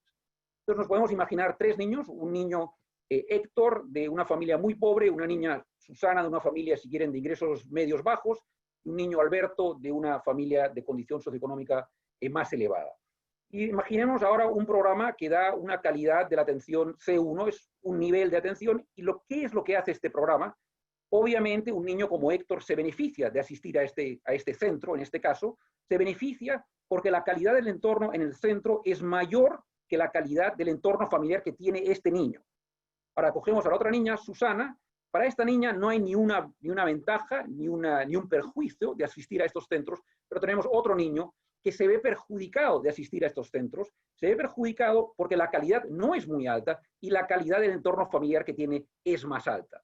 Y esto es lo que explica en una serie de evaluaciones que se han hecho, no todas obviamente, pero que en una... quiero apagar mi celular. Entonces, que en una serie de intervenciones hemos mostrado que los niños, algunos niños que asisten a estos centros, acaban estando peor que si no hubieran asistido a los centros. Entonces, ahora podemos imaginarnos otra intervención, una intervención que tiene una mayor calidad, y en este caso lo que vemos es que los niños pobres se benefician más, obviamente, los niños de clase media-baja también se benefician, y los niños de clase media-alta ni se benefician ni se perjuician, pero es porque la atención en estos centros infantiles es de mayor calidad. Pero vamos a pasar, usando ese ejemplo, a diferentes escenarios fiscales, si quieren, del costo y de la focalización o de la universalidad de estos servicios de cuidado infantil. Entonces, imaginémonos de nuevo, aquí tenemos el mismo gráfico a mano izquierda que les acabo de mostrar, y a mano derecha lo que voy a mostrar es el costo unitario y el costo total que tiene estos programas. Entonces, lo que tenemos es primero, de nuevo, este ejemplo de un centro o de un servicio de una calidad alrededor de C1, focalizado en familias con condición socioeconómica S1 o menor, y lo que vemos es que todas estas familias, estos niños se benefician, están sustancialmente mejor de lo que hubieran estado si no hubieran ido a estos centros, y esta intervención en realidad cuesta relativamente poco porque tiene una calidad no muy alta y al mismo tiempo está focalizada. Ahora, si nos imaginamos este mismo servicio, un servicio de calidad relativamente baja, pero que ahora es un servicio universal, en realidad esto tiene muy poco sentido, porque aunque tiene algunos beneficios para algunos niños de condición socioeconómica particularmente baja, al final cuesta bastante más y no tiene ningún beneficio, más bien tiene un perjuicio para niños de una condición socioeconómica algo más alta. Veamos otro escenario. Este otro escenario es empezamos con lo mismo que les mostré hace un momento, un programa focalizado en familias pobres, y ahora lo que hacemos es, en vez de universalizarlo, lo que hacemos es mejoramos la calidad. Mejoramos la calidad, sigue siendo un programa focalizado, y lo que encontramos es beneficios mucho más altos de esta intervención. Y finalmente veamos pues un escenario en el cual empezamos así y ahora universalizamos este programa, y lo que se ve es, sí, mucha más gente se beneficia, y es correcto, mucha más gente se beneficia, pero el costo también es mucho más elevado. Entonces, lo que quiero decir es que cuando pensemos en calidad, tenemos que pensar en calidad y población objetivo, porque la calidad en realidad lo que importa es la calidad en relación a la calidad del entorno familiar que tienen estos niños si no hubieran asistido a estos centros. Unas reflexiones finales simplemente para cerrar. Invertir en la primera infancia tiene muy altos retornos y la otra cara de la moneda es que dejar de invertir en la primera infancia tiene muy serios costos. Sabemos de mucha evidencia que los retornos son particularmente altos cuando favorecen a los niños más necesitados. Este es el ejemplo que les daba hace un momento, pero lo sabemos de muchas evaluaciones, tanto en Estados Unidos como en América Latina, incluida la evaluación de la que nos hablaba hace un momento Jorge Luis. Sabemos también que el desarrollo en primera infancia verdaderamente tiene que ver con las interacciones que tienen los niños. Las interacciones, eso es lo que verdaderamente importa, las interacciones que tienen los niños en sus familias, en los centros de cuidado infantil y eventualmente en las escuelas. Pero esto es lo que verdaderamente determina los niveles de desarrollo de los niños. Sabemos también que en las últimas décadas América Latina ha progresado mucho en temas de primera infancia, pero que queda también mucho que hacer y aprender. Y entre esto quería resaltar por lo menos algunos temas, que es cómo diseñamos e implementamos intervenciones escalables, no solo pequeños pilotos, sino intervenciones escalables y costo efectivas, y cómo mejoramos la calidad de los servicios que se entregan. Y finalmente, la agenda de medición creo que es extremadamente importante. No se puede mejorar lo que no se mide. Yo siempre digo que la desnutrición es un tema extremadamente importante, pero la razón por la cual los hacedores de política tenemos esta conciencia de la que nutrición es muy importante es porque llevamos 30 años en prácticamente todos los países midiendo desnutrición, entonces hay una conciencia generalizada de cómo está un país o una zona o un grupo poblacional en términos de nutrición. No existe lo mismo en primera infancia, no tenemos la misma conciencia en lo que se refiere al desarrollo de una manera integral en primera infancia. Creo que México tiene mucho, creo que tienen que estar orgullosos que en esta Ensanud se levantó la data que les mostré al principio de la presentación que permite decir algo sobre los niveles de desarrollo. Creo que esto es indispensable que se siga haciendo con regularidad. Creo que también es muy importante medir la calidad de las intervenciones, no solo la calidad estructural, sino verdaderamente la calidad de los procesos y también el impacto de las intervenciones. Me gustaría haberles presentado pues media docena de ejemplos, no de Colombia, sino de México. La razón por las cuales les puedo mostrar todos estos ejemplos de Colombia es porque Colombia ha hecho un esfuerzo particularmente grande en tratar de medir la calidad y los impactos de diferentes tipos de intervenciones. Y con eso concluyo y muchas gracias. Muchas gracias, Norbert, por esta presentación muy clara. Vamos a tener, nos decía hace un momento que nos van a dar, si tienen todos oportunidad de quedarse con nosotros hasta las 12:40 para dar oportunidad de hacerles un par de preguntas a cada uno de los panelistas y cerrar con unas conclusiones muy breves. Entonces, voy a hacer una especie de resumen porque recibimos muchas preguntas y son preguntas, digamos, para todos los panelistas. Y antes quiero agradecer, me faltaron algunos estados de agradecer y entonces también quiero agradecerles que nos acompañan desde Jalisco, Oaxaca, de Sonora, Querétaro, Durango, Tamaulipas, Nuevo León, San Luis Potosí y vi por ahí alguien también de República Dominicana, así que también nos acompañan de otros países. Muchas gracias. Pasando entonces a las preguntas, específicamente, Mónica, para ti, una pregunta que nos hacen es, ¿quién, y si les parece, les leo las preguntas a los tres y después les doy un tiempo a cada quien para que, no sé si les parezca, creo que a lo mejor así somos más efectivos. Entonces, para Mónica,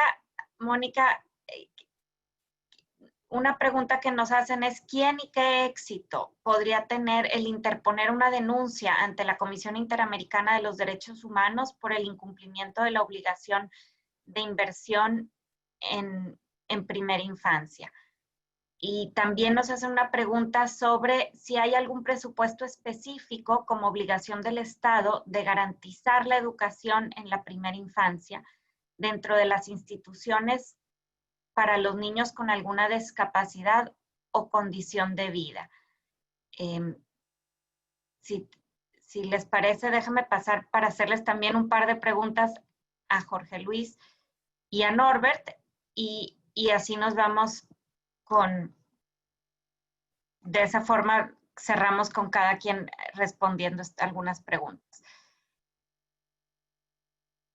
Jorge Luis, nos preguntan si podemos hablar de la comparación de niños que recibieron o no recibieron intervención, y si solo podemos hacer, digamos, la comparación de los impactos una vez que ellos están en la vida adulta a través del nivel de ingreso, o si se puede hacer alguna evaluación similar a una edad más temprana comparando otra variable, por ejemplo, durante la adolescencia.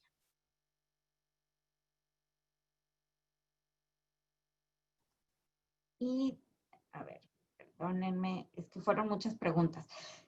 Sobre el Preschool Project, ¿cuáles fueron las características que diferenciaron la calidad en la educación temprana de las de otros programas? Es decir, ¿qué hacía el programa diferente y qué puede aprenderse de este modelo para implementarse en otros lugares? Y para Norbert, nos preguntaban un poco en qué se debe invertir, especificando que tú hablaste de la importancia de invertir en calidad y no tanto en infraestructuras, sino en capital humano, ¿no? Y en capacitación de los maestros. No sé si puedas profundizar un poco en eso. Y nos preguntaban también si los centros que tú mencionaste, me parece que hablando, por ejemplo, de los casos que hablaste en Colombia, si son centros privados o comunitarios o de gobierno, y ahí creo que el modelo de AIOTU es interesante como explicarlo con un poco más de detalle. Y por último, también preguntaban sobre el papel de la familia en la educación temprana, y Norbert, eso lo tocaste tú también brevemente, ¿no? Y aunque tú hablabas más bien de la calidad en los centros, sin duda la familia juega un rol fundamental, y si puedes hablar un poco de esto. Si les parece, podemos darles unos 3 minutos o 3-4 minutos a cada uno de ustedes para responder estas preguntas. Empezamos con Mónica. Muchísimas gracias. Intentaré responder de manera telegráfica. A ver, no creo que lo más adecuado por las características del litigio en el sistema interamericano sea irse a la Comisión Interamericana, porque precisamente existe la obligación de agotar los recursos internos. Entonces creo que sería, si planteamos hacer un litigio estratégico, ¿no? Me parece que hay un fundamento legal clarísimo para hacer un litigio estratégico, tendríamos que empezar, me parece que con, ¿no? Pues probablemente un juicio de amparo en el ámbito local, y tenemos precedentes importantísimos de la garantía de derechos económicos, sociales y culturales, que implican presupuestos, es decir, ya tenemos precedentes judiciales. Entonces yo me iría más bien por ¿no? Por agotar primero los recursos internos, y en caso de que no pues no haya éxito o haya una demora, pues entonces ya irse a la Comisión Interamericana, ¿no? Me parece que fácilmente sería desechado por esta situación. Tenemos ahorita el caso que puede un poco también implicar esto, que acaba de ser admitido en la Comisión Interamericana, de la guardería ABC, que precisamente pues tiene vinculación muy estrecha con la primera infancia, y pues esperemos saber en qué se pronuncia precisamente la comisión, ¿no? Pero este caso concreto tiene que ver pues con los esquemas de subrogación de los servicios de guardería, ¿no? Que básicamente, y el derecho a la vida de las niñas y los niños. Y después, bueno, claro que hay una obligación también, y que encontramos los debidos fundamentos legales en un presupuesto específico para niñas y niños con discapacidad, porque precisamente, bueno, tenemos este fundamento en el mismo artículo 3º, pero además tenemos también el fundamento legal en el artículo 1º constitucional, ¿no? Que prohíbe toda forma de discriminación, el artículo 2º de la Convención sobre los Derechos del Niño, y este artículo 10º que leímos de la Ley General de Protección de Derechos de Niñas, Niños y Adolescentes, que obliga precisamente al Estado mexicano y a todos los niveles de gobierno y a los poderes a identificar grupos de población específicos para tener políticas focalizadas y garantía de derechos específicos, ¿no? Entonces, Por supuesto que hay una obligación legal, ¿no? Y ética, desde luego, ¿no? No nos extenderemos en garantizar la educación inicial para niñas y niños con discapacidad.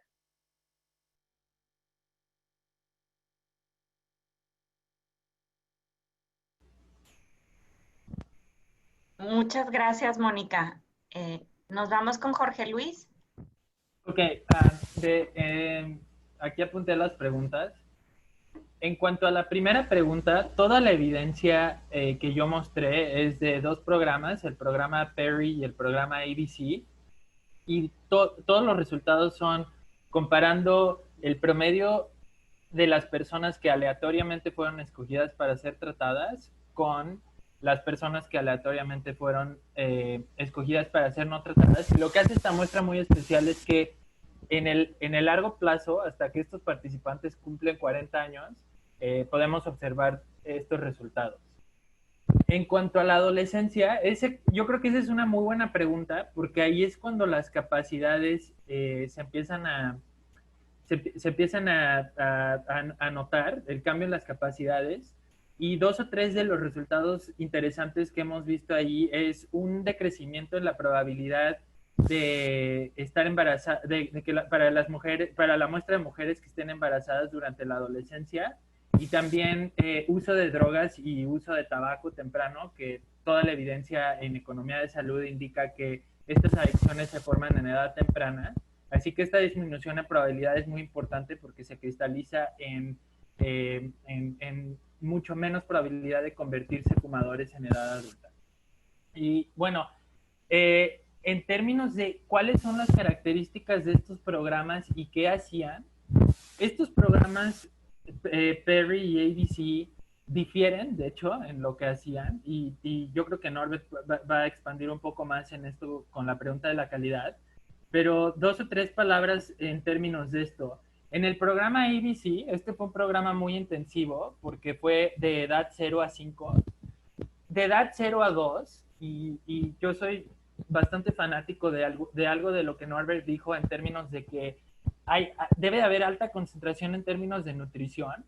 No podemos separarlo porque la nutrición no fue un componente aleatorio separado a la educación en ABC, pero mi presunción es que de 0 a 2, porque a los niños no les están enseñando algo tan sofisticado, especialmente de 0 a 2, mayoritariamente lo que sucedió en esa intervención fue un tracking de la salud y la nutrición de los niños, lo cual es súper importante. ¿Qué otros componentes tiene? Los componentes muchas veces los imaginamos como que, bueno, en estos programas de educación de alta calidad los niños están aprendiendo matemáticas cuando tienen 4 o 5 años, y realmente no tiene nada que ver con esto. Tiene que ver con enseñarle a los niños tareas muy básicas. De los programas de los que hablaba Norbert son programas que te enseñan a planear y a decir, bueno, la siguiente actividad que voy a hacer la puedo hacer con este material o con este otro material y cómo planeo hacerla, pero no les están enseñando a los niños a resolver ecuaciones algebraicas cuando tienen 4 años, y por eso estos resultados. Es muy básico. Y de hecho el programa Perry es todavía más básico y duró menos, pero el componente especial de ese programa es que había seguimiento en casa con los papás. Entonces, esta comunicación entre el programa y los papás también es importante, porque entre mejor enterados estén los papás de lo que está pasando con los niños y cuáles habilidades hay que fortalecer, bueno, pues mucho mejor. Pero para mí, estos dos programas son diferentes, tienen elementos diferentes, pero lo básico en ellos es la planeación y el tratar de que los niños entiendan que el día tiene un horario, las actividades tienen un horario, se tienen que planear y etcétera. Pero es algo básico. O sea, nutrición, por ejemplo, en el caso de ABC de 0 a 2, nutrición y salud con una enfermera es algo básico. No es algo, digamos, que sea muy difícil de implementar, pero ahí también me gustaría escuchar cuál es la opinión de Norbert acerca de ello.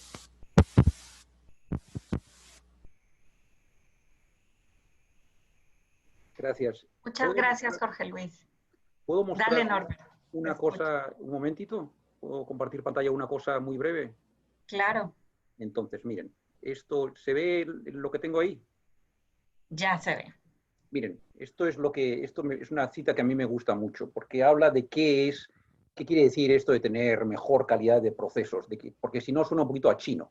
Pero se lo voy a leer, ustedes también lo tienen en pantalla y lo puedo incluir después en la presentación misma. Pero lo que dice es, en un servicio de alta calidad, esto es para niños pequeños, las cuidadoras alientan a los niños a que participen activamente en una serie de actividades. Tienen interacciones frecuentes y positivas con los niños, incluyendo sonreír, tocar y hablar a nivel de ojo de los niños, responder con prontitud a sus preguntas o pedidos y alentar a los niños a hablar de sus experiencias, sentimientos e ideas. Las cuidadoras en ambientes de alta calidad también escuchan con atención, hacen preguntas abiertas y extienden las acciones y verbalizaciones de los niños con ideas o materiales más complejos, interactúan con los niños individualmente y en pequeños grupos en lugar de exclusivamente con el grupo en su conjunto, y usan técnicas de orientación positiva y fomentan la independencia de manera apropiada. Entonces, yo creo que esto es a lo que vamos cuando decimos un servicio de alta calidad. Voy a ver si puedo parar de compartir la pantalla. No sé muy bien cómo hacer eso, pero ok, pause share aquí. Entonces, esto, o sea, no es una cosa, no es de sorprender en cierta manera lo que encontramos en el ejemplo de Colombia. Simplemente construir infraestructura o dar más materiales o cualquier cosa de estas puede facilitar que esto ocurra dentro de un centro, pero no ocurre automáticamente. No es porque tengas una mejor infraestructura que de repente empiezas a hacer estas cosas que antes no hacías. No es porque ahora tengas bloques o libros o plastilina o lo que quieras, de que esto es lo que sucede. Y esto es verdaderamente lo que hace la diferencia en lo que se refiere al desarrollo de los niños. No exclusivamente, o sea, no de por sí tener una mejor calidad estructural. Entonces, lo que se necesita verdaderamente es, yo no estoy muy al tanto de los detalles en el caso de México y no quiero hablar por eso de esto, pero lo que se necesita es verdaderamente un enfoque sobre este tipo de interacciones y cómo fomentarlas, capacitar a los proveedores para que se den, medirlas regularmente para que esto en efecto sea lo que suceda. Y por eso creo que este estudio que se está haciendo, que lo están haciendo de manera conjunta los diferentes proveedores a los que me referí anteriormente, la CIPINA y el BID, para medir la calidad de los procesos en una muestra grande de centros, creo que es extremadamente importante para que tengamos una idea dentro de estos centros qué es lo que verdaderamente ocurre en el día a día. Entonces eso es lo que se refiere a la primera pregunta, si quieren. La segunda es el papel de la familia. El papel de la familia es absolutamente fundamental, es crítico. El niño pasa más tiempo en la familia, aún los niños que están en guarderías o centros infantiles pasan más tiempo en la familia que en ningún otro sitio. Entonces, obviamente, es absolutamente crítico. Hay intervenciones que han mostrado, intervenciones a niveles de familia que han mostrado que se puede mejorar lo que sucede también dentro de las familias.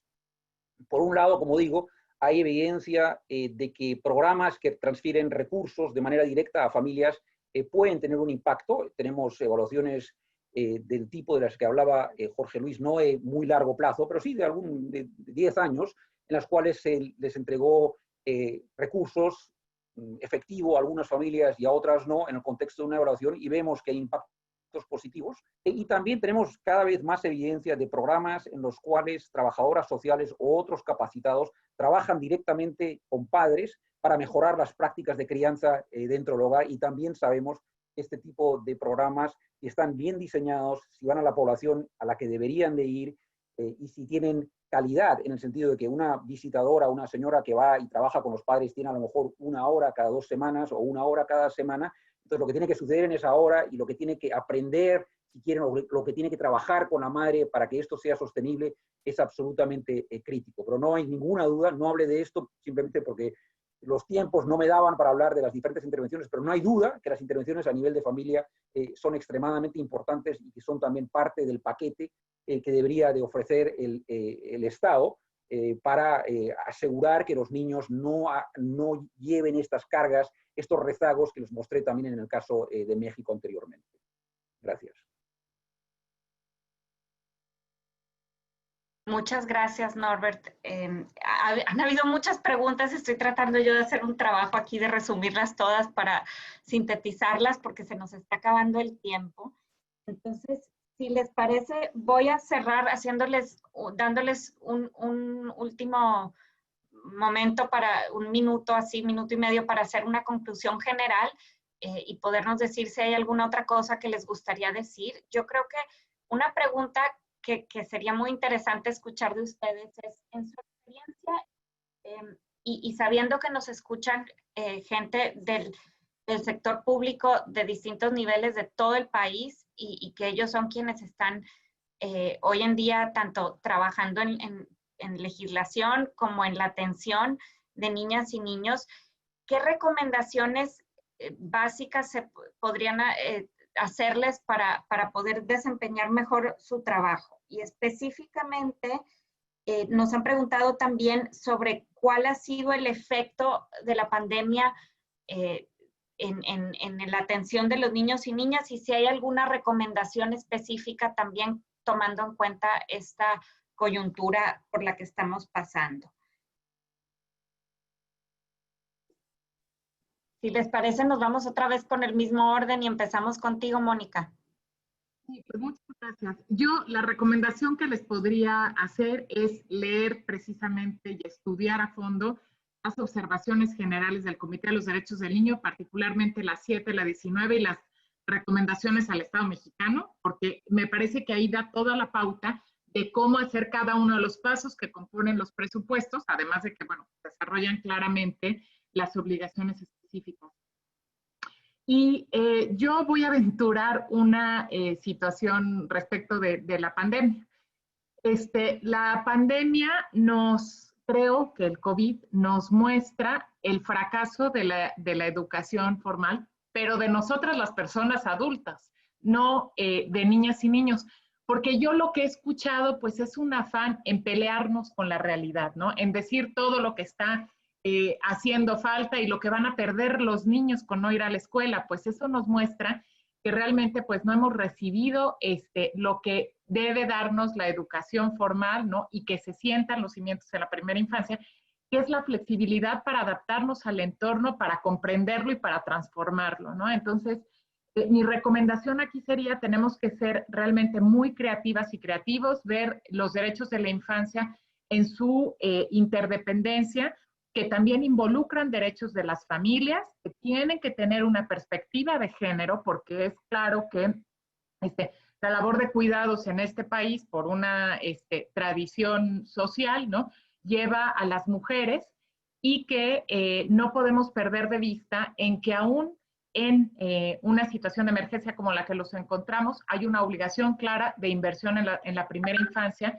y no debe dejarse ni al margen ni al final, sino precisamente en el centro como una obligación ética, moral, una educación ética, legal, pero además por los efectos que esto tendrá como país.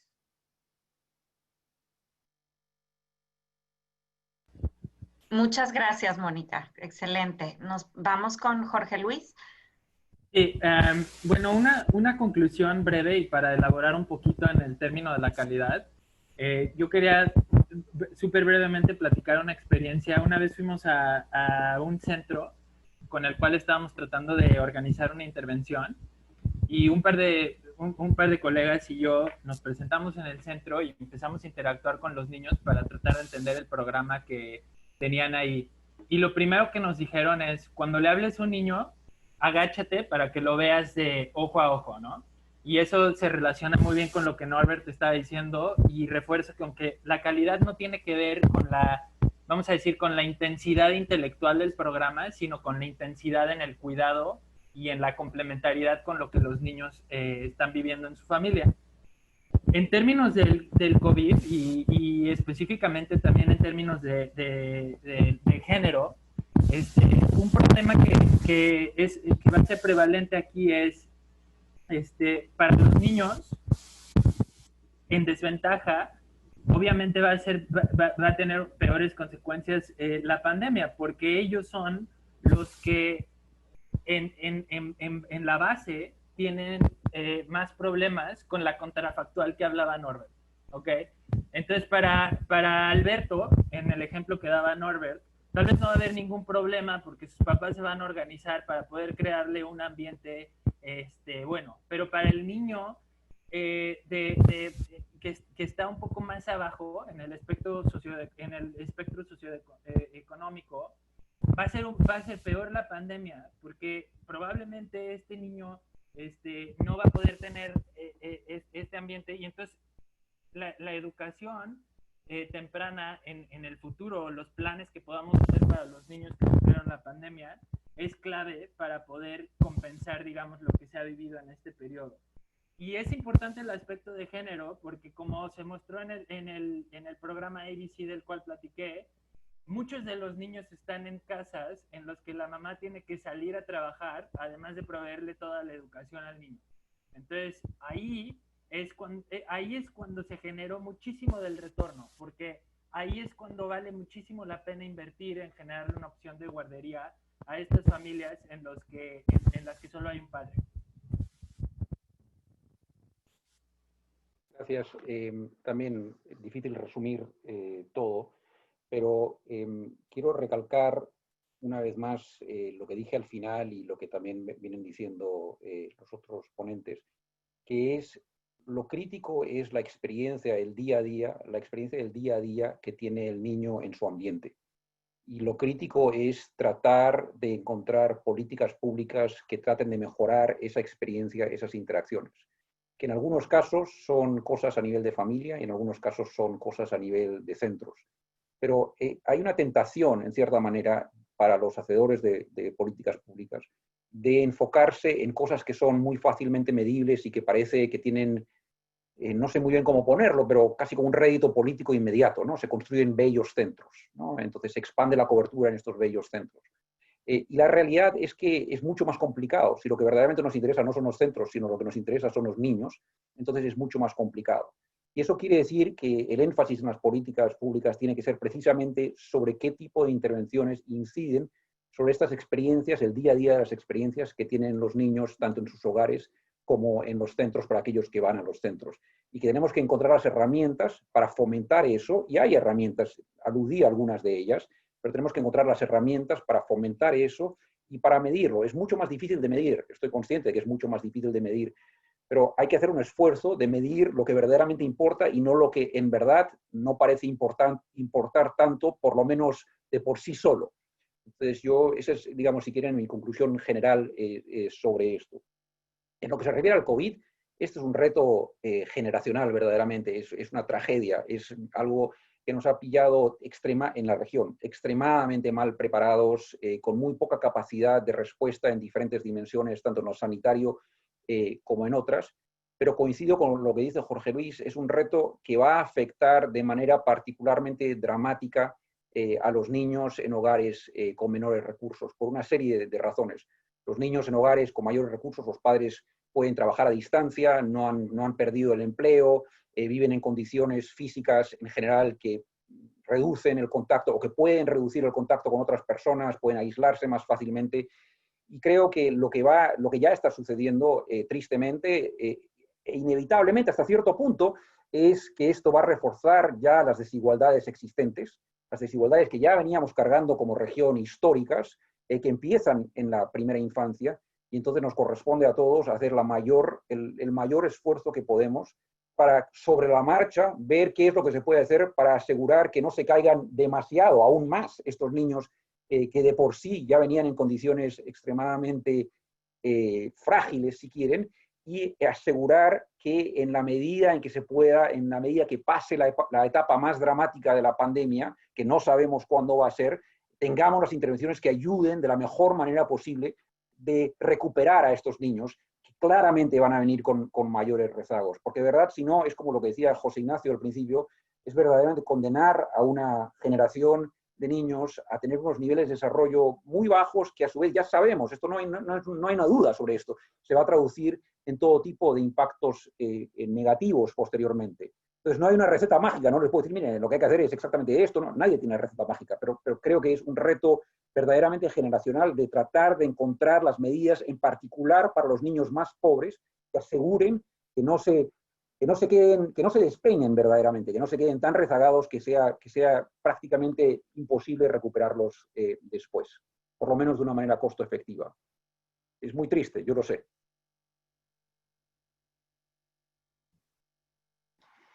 Muchísimas gracias, Norbert. Yo quiero agradecerles a todos por su participación. La verdad es que hemos tenido una participación alta y que se han quedado incluso estos minutos de más para hacer un cierre general. Yo creo que tuvimos 3 ponencias extraordinarias por expertos de gran nivel y que nos dan una visión muy complementaria y muy clara de qué tenemos que estar o cómo tenemos que estar pensando sobre el tema de primera infancia, ¿no? Desde la perspectiva legal y de los derechos de los niños, de los beneficios e impactos económicos, de la evidencia internacional que existe sobre ellos y también sobre algunos ejemplos de cómo se puede trabajar en implementar en política pública los temas de cómo mejoramos las interacciones que tienen los niños en los centros y cómo apoyamos mejor a las familias y a las personas que están atendiendo a los niños de manera directa. Entonces, quiero agradecerles a Mónica, a Jorge Luis y a Norbert el tiempo que han dedicado a estar aquí con nosotros. Y bueno, decirles que los esperamos mañana y el resto de la semana a la misma hora. El día de mañana se va a presentar un estudio muy importante que ha hecho el Pacto por la Primera Infancia sobre la evolución del gasto para la primera infancia. Por favor, no se lo pierdan y acompáñenos mañana y el resto de la semana. Muchas gracias. No sé si hay algo más, Blanca, que falte de agregar. Únicamente eso, agradecer la presencia de todos. José Ignacio Ábalos, también a ti, Eva, por supuesto, por habernos acompañado también el día de hoy. Recuerden que tendremos las redes sociales del Pacto por la Primera Infancia, estarán difundiendo este mismo video para que ustedes lo puedan compartir con el hashtag La Niñez Importa. Y pues nos vemos mañana. Muchas gracias por su participación. Muchas gracias. Gracias. Gracias, hasta luego. Gracias.